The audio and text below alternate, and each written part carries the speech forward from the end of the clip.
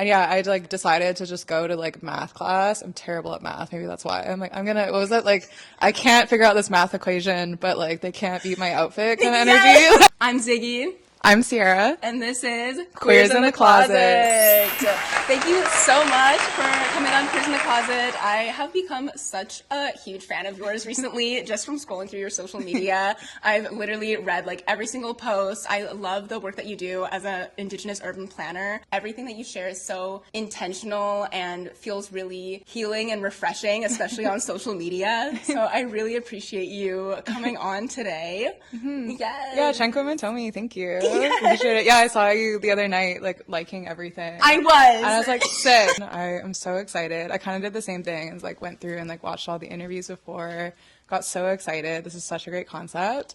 But yeah, for those that don't know me, Sierra Tasi Baker Cransta, esugwilakw shaman. My ancestral name is esugwilakw, which means creator or creative one, or one who carves wealth or the supernatural into the world. I'm from the Squamish Achomeo. I'm Kwakwakiwak, Musqueam, Zaudinok as well, from up north, and Tlingit. And I'm also Magyar Hungarian Eastern European. So I'm Indigenous on my dad's side, and my dad's Wade Baker. He's a master carver. And my mom is Mary Tasi, who's Hungarian Eastern European, and she's an urban planner. And my pronouns are they, she, and he, but please use they, them, just in general correspondence. I'm gender fluid, I'm bisexual, I'm two-spirit, I'm just a general floaty, intertidal barnacle creature. Yes. I like to say I'm a shapeshifter to the best of my abilities. Absolutely, absolutely. What does being a shapeshifter mean to you or feel like to you? If you really look at like queerness and nature specifically and how much nature shapeshifts all the time, I think based on a concept I've been so interested in is like based on community need. Like, right? Like barnacles, they'll literally like shift into a different gender based on like community need. Yes, you taught me that, and you literally have these barnacles, these all over the house, barnacles around, and I think that is so beautiful, and it's really cool. Yeah, that how nature bends gender and all moves the time. Whatever that is, shapeshifting, and just like thinking about it a lot, and like looking at nature and how nature shapeshifts so much, and then just like mentally being gender fluid, right? Like feeling my body and my mind switching and floating and flowing all the time. I'm like, oh, and then I'm curious, like, why and when and like what's the reason?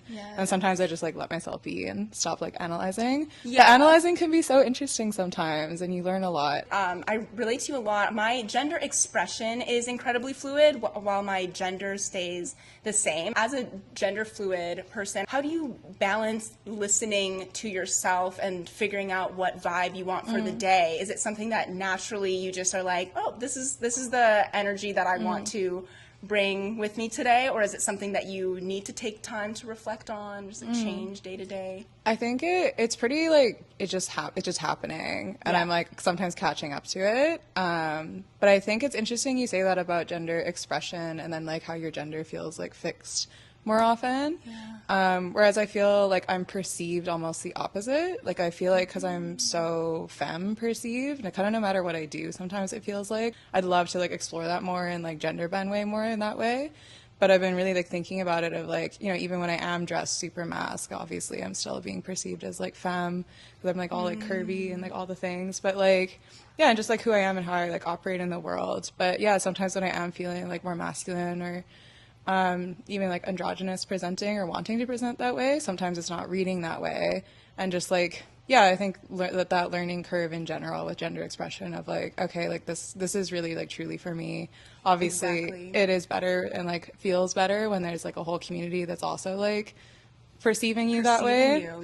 But like when they're not, and it's just like I'm out in like straight culture, it's like, okay, like this is for me. And like, but also like even if it's like I'm, no matter what internally, that's still happening.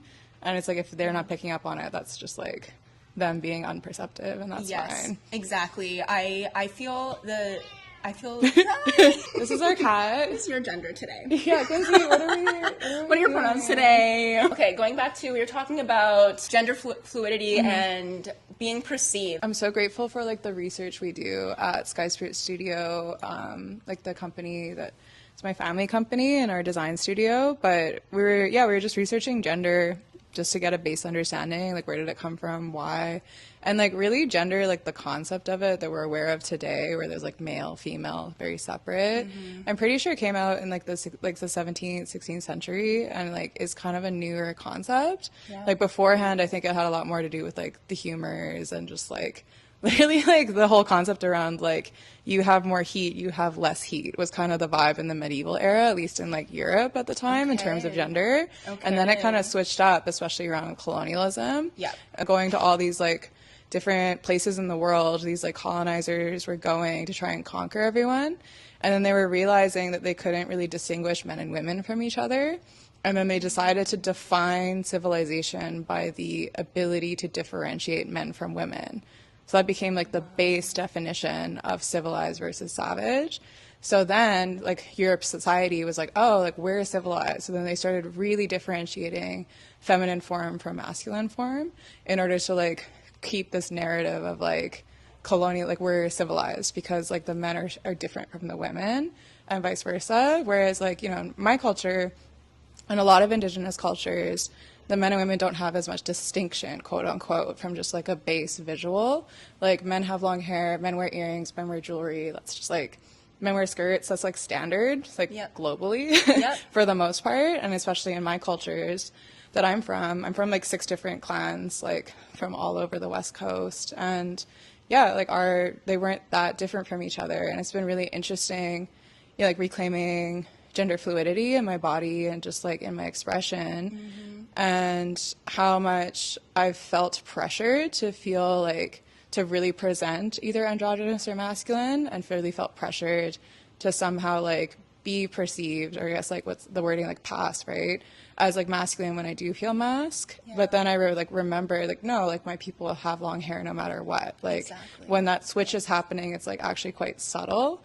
And so like once I like really like rooted myself in that, I think I calmed down like a lot, and like a lot less pressure to like present a certain way. And to fit into these colonial ideas of gender and gender expression and what that looks like. So many different genders existed as well beyond like being a man or being a woman as well, and they were respected, even if not maybe necessarily understood. I think that colonization has also made this idea that like they need to be understood to be respected, when I think that human beings and nature, everybody, there's so much fluidity in our existence, and that should be honored, and it's not something that somebody needs to understand everything about for you to be able to be respected for who you are. Totally. Yeah, and I think that's a tool of colonialism, is like essentially the attempt to always be understood as a form of status and power that you're referring to, again, was kind of an invention and a useful tool for essentially creating hierarchy really quickly with people. And then fatigue. So essentially like tiring yourself out, especially when you're neurodivergent or just different or like queer, literally. You're tiring yourself out constantly trying to prove yourself to a system that essentially wants to see you gone or not exist because it disproves their system. Because in most indigenous cultures, there's no word for, you know, queer, or like, oh, a word for like the general concept of queerness, because it's like there's no point. Like the only need for that word is because straightness has defined itself so intensely as against our own existence. So it's like, oh, okay, now we have this word which like supports our existence but against straightness. And then colonialism has really brought in the concept of like the straight and narrow, literally, and the like A to B concept, which is kind of the battle it feels like waking up every day and being like, oh, what's my gender today? And then having to be like, okay, I feel this way, but I know like the colonial wrench is gonna like cross my path in these ways, so how am I gonna plan all these things? But it's actually just like, oh, it's just like my reality is actually real. You can be and exist as you are, and you are you. And it's like, so even just like that's so profound, and like colonialism doesn't want people to know that that's possible, that there are certain people whose just like bodies, minds, brains, like spirits are just like fluid. And then that's just like a fact. It is. It's just like a general fact. And then, but that fact is so like revolutionary, like just for existing. So I think like, it's just like, okay, I'm going to wake up, I'm going to exist today. And that's like so radical. and then so exhausting. So I feel like I've had a lot of different eras and kind of phases of the way that I've dressed. Is there any like very memorable phase or era that you have gone through while discovering your personal style or gender? I mean, yeah, totally. I think for me, even like bringing in the bisexuality to the whole conversation too, I think compulsory heteronormativity has like really like fucked me up. So I think like, yeah, going through that hyper femme phase, but if I'd been able to address like personally, like this is very personal, like the like compulsory het like way sooner, I don't think I would have gone through like the hyper femme phase in the same way. I 100% resonate with that. Like I definitely like have like I feel very like hot and confident when I am hyper femme. Yes. And now that I'm like reading it as like, oh, this is camp. This is queer. Exactly. It's camp and so queer. So once I like clicked that back into a place in my mind that like made sense, I'm like, okay, this is gay. Like yes, exactly. Then I'm like, okay, cool. I can like be the hyper femme and be like here in like a way that feels like natural to me. But yeah, the hyper femininity coming, especially high school, it was like the Megan Fox era. I think like, what is it? Jennifer's Body came out at the time. Yeah, Jennifer's Body. Everyone was so into bi, like women and femmes. It was just like a bad time. Obviously love Megan Fox for like who they are, but like the like fetishization of it all was just like rampant at the time. So my hyper femininity felt like so performative and like unsafe. Yeah. But then there was like those crossovers of like when I realized I'm like, okay, if I keep pushing this femininity, men will stop talking to me because I've like crossed over. That is also something that I feel like a lot of people do not realize. Like I feel like especially for queer femmes, people are like, how can you tell if they're like queer or straight? I feel like there's so many tells when someone is femme in a queer and gay way. It's like, that is not for a cis straight man. I feel like it is not as recognized. It's like, oh, if you're feminine, you're most likely straight. And it's like that, how does that make sense? There's like, why? Like, again, it's just like the misogyny of like ownership over any kind of femininity. Exactly. And you're like, no. I think like what clicked for me was going from like a regular red lipstick to like the hyper pigmented like blue undertone lipstick for some reason. Ooh. I don't know why that was like the switch. And yeah, I like decided to just go to like math class. I'm terrible at math. Maybe that's why. I'm like, what was it? Like, I can't figure out this math equation, but like they can't beat my outfit kind of energy. Yeah, so like what, like go to math class and I have like the hyper like blue undertone, like extreme like editorial red. And then I was like getting ready in the morning and I just like put on like blue eyeshadow, but not in the bad way, in like the good way, like the editorial way. Because I have done it in the bad way many times. Not this time. No, not this time. And then I just like made sure my skin was all glowy and then like no mascara and that was it. And I was like, that's it. That's the look. And I just remember feeling so fierce. And then just like high school though. Yeah. And then I just walked in so like. Yeah, exactly. And I definitely failed my math like test, but like it was just. But you looked better than everybody in that room. And then I remember like the teachers, like I remember like listening to them in the hallway. They're like, oh, should we like talk to them about their makeup? And then they're like, I don't. But they couldn't figure it out. Like they're like, it's not like sexy. like whatever I did was too couture. Yeah, they were editorial. They were like, we don't know. And they just like left it. They were like. That's so queer as well. So I think that whatever that moment was for me, I like realized there was like a crossover in something there. Yes. So that helped, like, whatever that was. Femininity, they don't even know how to like, I guess, police it or control. They don't know what to say or control. And then I ended up in modeling. So there was like definitely a like quick couture to couture moment from like teenager life. Yeah. But then I didn't have control over my own image, right? Like I'm in like modeling industry. I'm a teenager. Yeah. Danger vibes. Like. Just not very safe, not like nothing to do with like queerness or safety or like anything. I mean, I think modeling's still like that, but I feel like it's been a bit better, at least like recently in my experiences. Okay. But yeah, then just like continually being like further and further fetishized, I felt like. And also being so young and like realizing later just like how uncomfortable, like not okay that is. And then just being a little like queer body, trying to understand all that, being put into such like feminine clothing all the time. But then I remember finally, like, somebody actually had a vision for, like, an androgynous photo shoot, and the first time I ever did that, and I was like, oh, this makes sense to me. Wow. And then, like, I've only done a couple, like, you know, like paid photo shoots where they're actually like, oh, let's like try and get you androgynous, and then having somebody else actually have that like vision and like concept, and then actually like executing it, because I just like didn't really feel like I knew how at the time, which is, I think, like so sweet. Like I wish I could like hug my younger self and be like, no, like being like androgynous or like gender fluid or like gender void or like any of these things is like, it's there. It's just, it's a perception thing. Exactly. And it's an internal confidence thing, or not even confidence, just like just being. It's an internal being thing. But at the time I was like, I felt like I didn't have the skills. And sometimes I still feel that way, like the skills to present. I sometimes I feel that as well. Just in general, when like I'm trying to present more mask or androgynous, I'm like, I always want to add a little, like, I guess more like feminine flair to it, or I really want like accessories or like fun and bright colors, and it makes me feel like, oh, like what is this? Am I doing this properly? How do I like what makes me feel euphoric, and is it based off of how I feel like people are going to perceive me, or is it what actually is making me feel good? And I feel like that you're so in your head, it's like that feeling of like, I'm like, oh, I feel like inadequate, or like I don't know how like to I don't have the skills, express. I don't know how to do this. Yeah, I feel like space is such a big thing, but then also obviously like we're running like all the time, like through straight space, queer space, like up in the air space, dangerous space, safe space, like all of it, like all the time.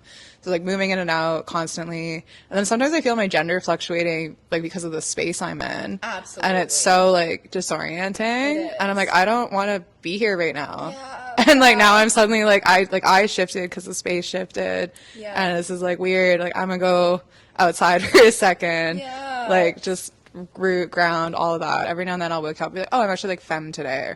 Or even like so far as like, oh, I feel like a woman today. Crazy. Like, and then I'll like go out and be that way. And then just throughout the day I'll like switch. Yeah. But then I'm like in my femme clothes. Yeah. I'm like, fuck. And then either it's mask or just like genderless, but it's like, and then suddenly like the mask comes out and then I'm just sitting there in a fucking, like, I don't know, dress or something. And I'm just like, like this. Yeah. And then you're like, okay, either I just like, it's just so like bizarre. Cause it's like, it's just, it's a skirt, you know, like it's a this, like a man wears that all the time in my, like culturally, traditionally, skirts, totally normal, all the things. So it's just like, the environment just feels so unbalanced because of how colonialism has set everything up. Like it feels like my own gender is like unbalanced in a way. Exactly. But it's like, but then I actually like tap back into like what I'm actually feeling on the inside. I'm like, no, like I'm like, the reality is like in me, and this is like the illusion, and that's so hard to flip and so hard to break. Which I think is why it's so, for me, it's been so empowering being a designer, because it's like this space is hurting me. If I can redesign this space, maybe I can like heal myself, which has been like this huge journey of like spatial design for me. What do you wear as an urban planner, for example, or how does that differ from what you wear at work versus what you wear when you're not at work? Totally. Oh my God, this is such, I have to ask myself this question like every day.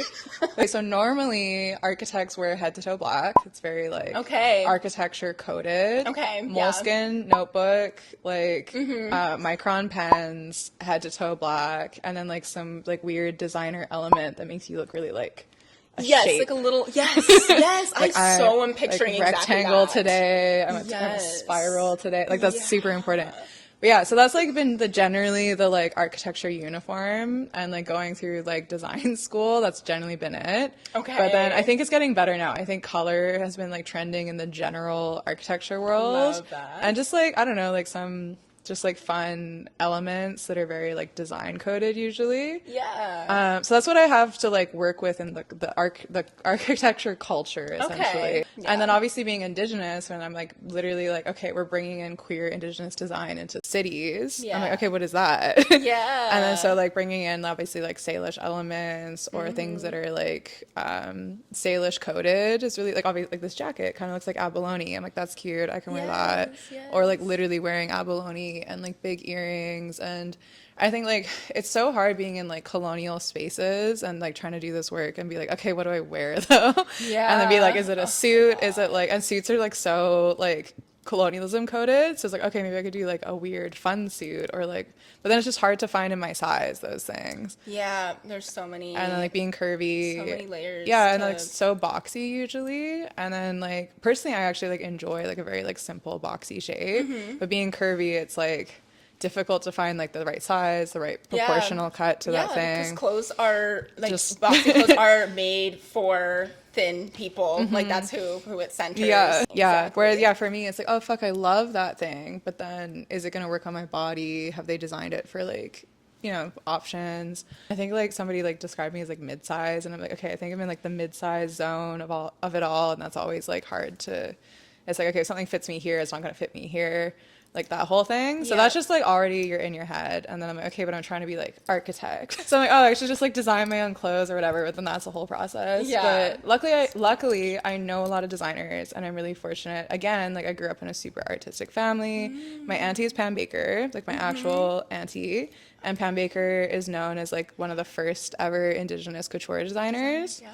And then like, so she got me modeling when I was like 6 years old, like had me in the Indigenous modeling scene like right away. It was like really integral, I think, to like, she literally did Indigenous like confidence camps in an era where like there was so little confidence at the time. And I think that's just like really like built up, and like obviously she's involved in like Vancouver Indigenous Fashion Week now, and she's just like always been building community, and even just like involving Afro-Indigenous people like from the get-go too. Like that was always been part of her thing. So I think she just like has always had like her pulse on it, and like just been great. So to be able to grow up with her and like her creativity in fashion, my dad's creativity in art, my whole family, literally my entire family are all artists, so just and entrepreneurs. So again, just like that support. And like just seeing like so much innovation around like Indigenous, and like our family is a very old family, and we have a lot of like crusts and like Indigenous designs that we work with. So just like really seeing how my family is, you know, working with oral history or working with our traditions or working with our regalia to bring in like those like modern kind of twists has been like really inspirational for me. So I'm like, okay, like how can I bring that into like my work more? How do you feel most connected to your clothes and wardrobe, or what does that mean to you? Because I feel like for myself, like in the past, I would say almost 8 years, I've tried to be a lot more intentional about the designers, the materials, and just how and who made my clothes, and like my connection to that. How does that show up for you in your wardrobe and the way that you dress? Like how do you feel connected to your wardrobe? I'm so like lucky that I've had like my auntie as an influence, and just like, you know, being involved in like the Indigenous fashion scene, getting like the privilege to talk to so many Indigenous designers, even like watching them start their careers and supporting them.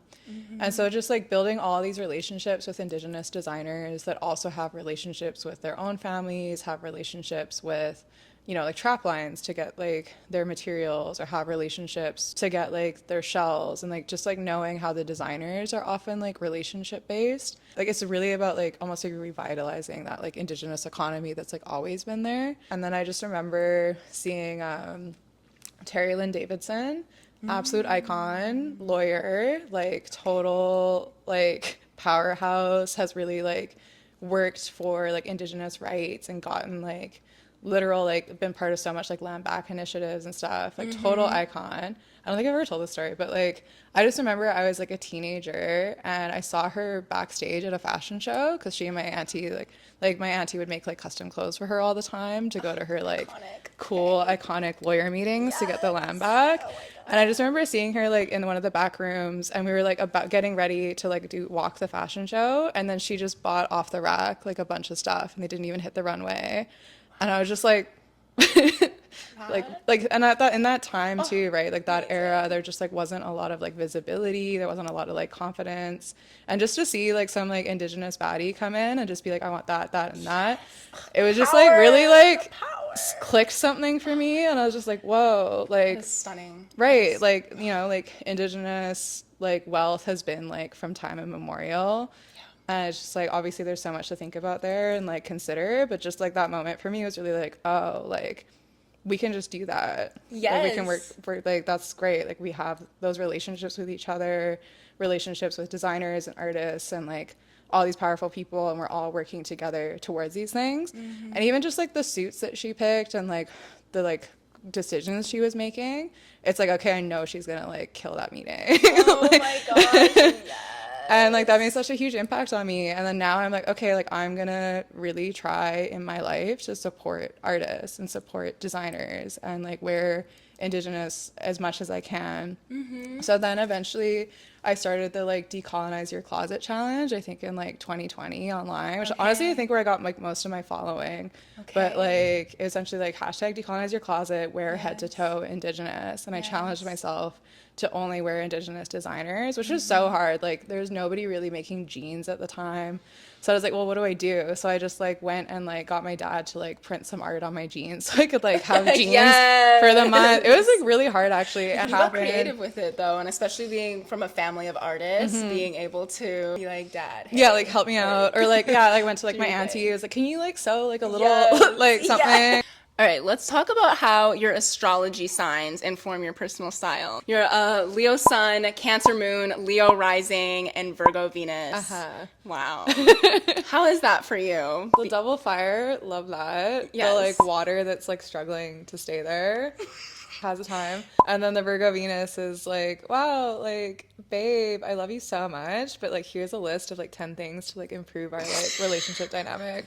So like not the best, but could be great if you're like a policy plan based relationship. As a Virgo Venus, I very much relate to that. Right, we both have the Virgo Venus. Yeah. As a Leo sun and rising, how important is it for you to stand out through your fashion and style? It's like what I lived for. I like took real hard to the Leo identity from a very young age.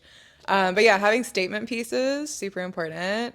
I love stacking statement pieces. It's like if somebody like comes over to you and is like, wow, I love that. And you're like, you like this? What about this? Like this? And let's talk about it. And then you just like have this like 10-minute conversation about like everything you're wearing. Like I love that. Intentionally matching or being like cohesive in some way kind of ties into your Virgo Venus a little bit actually. But that's so true actually. The like pre-planning of like, okay, like literally in like I'll be getting ready and I'll be like, okay, I'm gonna like pair this with this and that with that, and I know people are probably gonna compliment me on this part, and then I'll talk to them about this part, and then I'll like and then we'll be like, oh my god, it's so great, and then that's the Leo and Virgo energy is like in harmony. Like I don't know, it's just like that is like the sweet spot. It's just the Cancer that's having a hard time. Well, actually, with the Cancer placement, I guess like, are there any clothes or accessories that you have that you consider safe clothes? Like something that brings you either emotional comfort, physical comfort,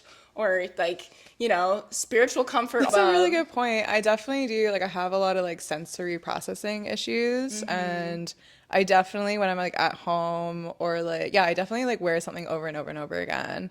And then I like try and like spice it up with like all these statement pieces. So like, don't look at that part. like I'm just wearing that. Actually, this shirt is such a good example of that. It's just like so basic and simple. But I wear this like at home like all the time. I had to buy like 2 more of them. Comfort pieces is usually like my favorite hoodie plus like a like a skirt or a shirt dress. If I'm like running out of them or it's like laundry day and I don't have them, I'm like freaking out. Comfort is super important. Going back to your Leo sun and rising, how would you consider hair as an accessory? We talked a little bit about it earlier because I was like, I feel like Leos always have great, amazing hair, which I feel like, you know, as a lion, typically like your mane. Hair, huge part of the Leo, huge part of like the Indigenous culture too. I think just like like it's especially in like Leo narrative, it's always like your crown, like your like royalty, your like nobility kind of energy, or just like your pride, literally. Like I've always like really enjoyed this like long hairstyle, very like tradish, very like classic. When I was a teenager, I definitely experimented like a lot more, and I literally had like super short hair that literally looked like a little mane. Like that was like the whole, it was just like spiky and like everywhere. And it was longer than this before, but then I think I cut off like a foot because it just dead ends and stuff. And then I was like as a Leo, you're like, oh my god, like my hair wasn't healthy. Like it's like that's not okay. Was your Cancer moon like grieving the hair that you cut off? Yeah, probably. It was like the Cancer moon was like, we gotta let it go, and my Leo's just like, how could you? In my culture, you're supposed to only shower with like cold water, or only have cold water on your hair. So I try and like only wash with cold water. Like trim it full moons and like every 3 months or so, just to keep like the dead ends from like splitting so the hair grows longer. Using like Indigenous like hair care. Like Squall and Botanicals has this like really lovely, they're like a Squamish Nation brand. They have this like really great like horse, I think it's called horsetail. It's like a traditional herb that has lots of like natural, I think, like silica and stuff in it to help with like breakage and stuff. So like using that is really cool. Absolutely. It's like real tradition. And like obviously like rosemary is like a fun one. But yeah, just like hair is like a big a big deal.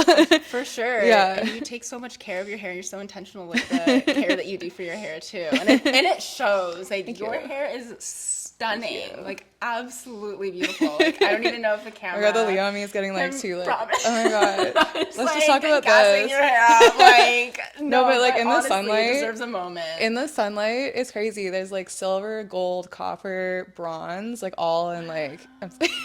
Thank you. No, I'm literally. I am in awe right now. And then I love it when like I get like standing beside like a cedar tree or something, and then I can like it looks like so similar to me. Wow. Right? I know. I'm like that is so beautiful. By, like, a cedar tree in the sunlight to the ankles is my dream. Like I want to be like 70, 80 with just like silver floor length hair. Oh my god. Is the goal. I'm like so lucky with like the hair genetics because like my dad's like in his 60s now and he still has like a full head of hair. Yeah, he's like he's definitely where I get like all my fashion inspo from, like for sure.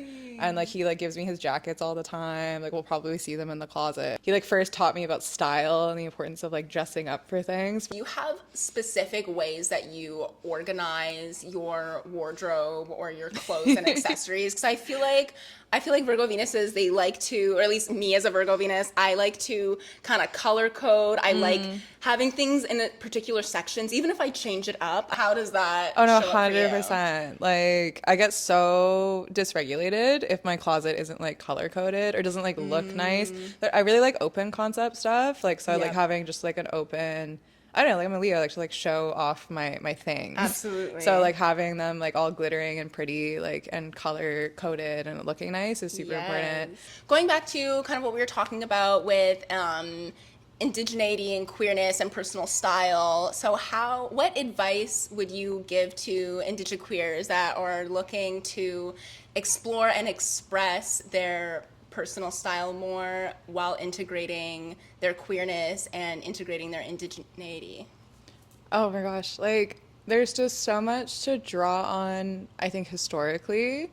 And I know it's so hard to get access to archives. I know how much effort and like how like just rife with like trouble and like it's just like really hard to get access to the information. But if you can, or at least go on that journey to just like find photos of your ancestors, I think for me, studying photos of my ancestors with my own queer lens on it, because I know, you know, talking to elders or I don't know, just like your parents even can work or not work in terms of like the queer lens, because it's like, oh, like that's your grandma and they're a woman and this is how they dress and all these things, which could totally be just with the truth and that's what it is. But when you add the queer lens to it and you're looking at the regalia, you're looking at the motifs, you're looking at the beadwork or the quill work or like whatever it is, I feel like I'm learning so much from that and drawing inspiration from those things. And there's just this one photo of this Salish ancestor.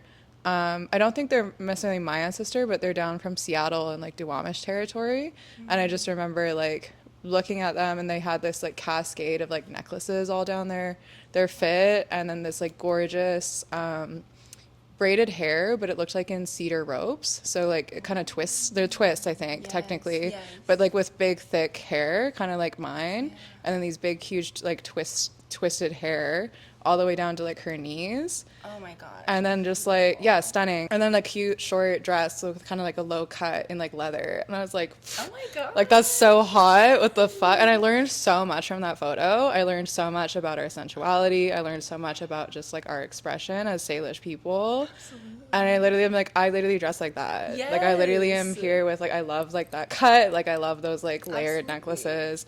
And I just like, literally, it literally, yeah. So like affirmed it so much for me, and being like, okay, just because I'm not wearing like a leather version of that, which I totally could find now, which is great. Like I could find a designer to do that. But even just wearing those cuts, even just like wearing like that vibe, I'm like, oh, I'm being so traditional right now, even though I didn't realize it. I think it's always been like so great to like learn, and I like personally got that from like looking at like archival photos. Where do you look for archival photos if someone doesn't know where to start with that? Maybe like it's such a difficult process, but like obviously your first search is usually Google, which is not reliable. But then it really depends on the context. Maybe I'll just talk about like Vancouver specifically, because it's so complex everywhere and it's so policed. But for me specifically, I've went to the Maritime Museum of Vancouver, Museum of Anthropology. You actually just go to these museums. Sometimes you actually need like a research grant and a letter and all that, which is a process, but you can definitely do it. Yeah. You can even like apply for grants like through First Peoples Cultural Council, or even like Canada Council of the Arts if you're an artist, if you want to like incorporate your ancestry into like an art project or an art process. There's like creative ways to go about getting access. You can get letters of support from, I know some of us don't really have bands that are that supportive, but you could in theory get a letter of support from your band to do the research. You could get a letter of support from, if it's relevant to your job or relevant to a grant or relevant to your practice. But yes, ultimately just like being in the archives, flipping through photos, like learning how that process works. And then obviously your family, again, can be really complicated and super difficult. But if you're able to at least get some photos, that's a place to start. It's complicated. Honestly, like if anyone wants to reach out, like we do so much research. I'm like really happy to support anyone on that process. Sitting in the archives for like days on end has been like so huge to like my identity. And I know that's not accessible to a lot of people. So I think there are people that just like really enjoy doing that work, and some people that's just like not for them. But I think being able to share that information with each other is super important. Absolutely. Thank you so much for sharing that. Now we're gonna go style an outfit from Sierra's closet. Right now we are in a queer's closet to style an outfit that they've never put together before. Do you have a favorite piece in your wardrobe? One that's a current favorite and then one that's like an all-time favorite? Well, I just got this jacket from Alicia's Designs. Oh my god. I've known about them forever. They're like this really incredible artist where they like hand paint on everything. Very Indigenous futurism. Alicia's Design, I think, was one of like the first people to really like go for Indigenous futurism in Indig fashion world. All-time favorite is actually this purse. So this is an abalone purse. My grandmother, Emily Nelson Baker, SHAPESHIFTING, used to own. So it's literally a real abalone shell. And it's like a functional purse with like silver. This was one of like the gifts I was given when she passed, actually. So it's like very special, very precious. I've never heard of anything like this before. I didn't know something like this could exist. Like to know that my grandma, who's just like such a powerful person, like owned this piece is like unreal. And I do wear this out. So again, Alicia's Designs, one of my favorite designers, like for real. She does a lot of my performance outfits for me. Everyone in Native community has seen me wear these at this point. The zipper detail, sickening. They just have like a matching hat, they have a matching bodysuit. What is something that you've been wanting to explore more with your personal style? Well, definitely my masculinity. And again, it's like interesting because like, knowing that fact that like gender, like male versus female, has literally just been like a colonial way to define civilization.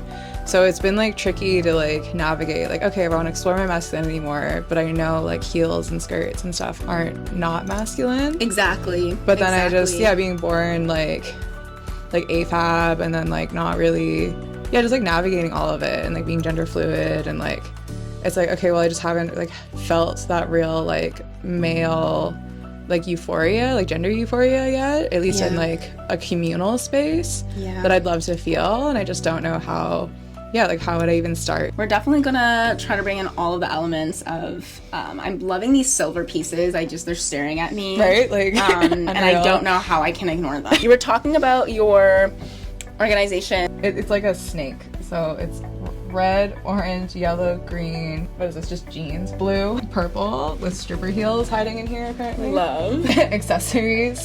This is a hat? This is a hat. Oh my god, well, you just might have to wear this hat. Oh my god. I steal a lot of clothes from my dad, like a lot. My dad apparently made this when he was like a teenager, and he's had this jacket for such a long time it's like falling apart now. But my dad is like literally my style icon. He stitched a Thunderbird into the back here, like hand stitched it, and then like hand painted this like beautiful design when he was first learning.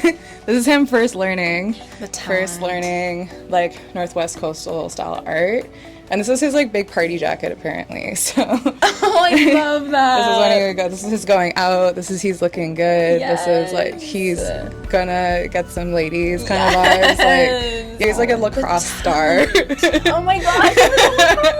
Yeah, his nickname was the Tank. The Tank. Which I don't know how big he actually was because this is pretty much like my size, but Right. I believe it. This one is like our family logo, and this one's like from Sky Spirit Studio before it was Sky Spirit Studio, and it was Sky Serpent Studio. And this is Alicia's designs again. I have a lot of her pieces, but yeah, future.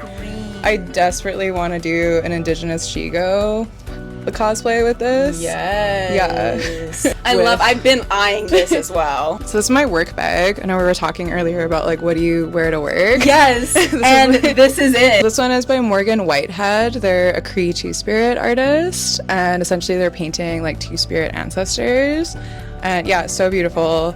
Yes, this is a fake, but we love that. We love it. We love it. That. But the art is not fake and honestly makes it like so much more valuable to me. Exactly. So again, the like Two-Spirit elders, like two-spirits. Are you okay with me just searching through? Yeah. I mean, we obviously have the custom Yolanda skeleton piece, a beaver fur crop top, and then a collaboration with my dad. Yeah, matching purse by my auntie Pam Baker, and then my dad collaborated on the artwork for the bears. Yeah, matching sets are like very key. And then we got the Varenne, because like they're so good on curvy bodies, honestly. The Varenne racer pants. I'm not a sewer. It looks better on stage. Don't look too close. Oh, okay. Well, I'm saying it looks great from here. Soft cyber art. They're really dope. Like sex worker positive. Hugo, like the back of it, Hugo is explaining that this is supposed to be like an ancestor, and you're supposed to wash it, and it's supposed to like weather over time to kind of like, yeah, like represent that like ancient vibe. And then they thrift like a bunch of shirts and stuff, and then they put like the ancestors on the back. My Rico Nasty shirt from when I went to Seattle. Yeah. Tanner wants that shirt so bad. Tanner, you and I both. Do you have like a holographic or like silver skirt? No, I need one. I need one for my silver set. Right? I'm the galaxy hoodie. Early teenage modeling era.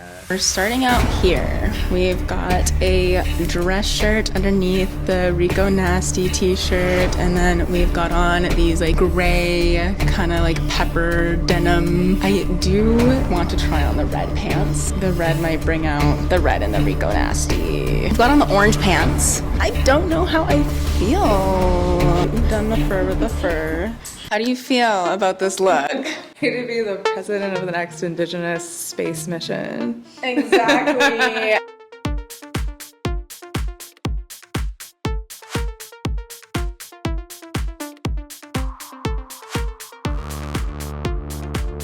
Could you ever see yourself wearing this outfit anywhere? Definitely, 100%. Either performing or like genuinely if I have to design like an Indigenous space expedition building or something. Thank you so much for being on an episode of Queers in the Closet. Thank you so much for having me. Absolutely, I'm obsessed with you. Thank you so much. I'm honored. You. I'm so grateful. Can I give you a hug? Yeah, of course. Yes.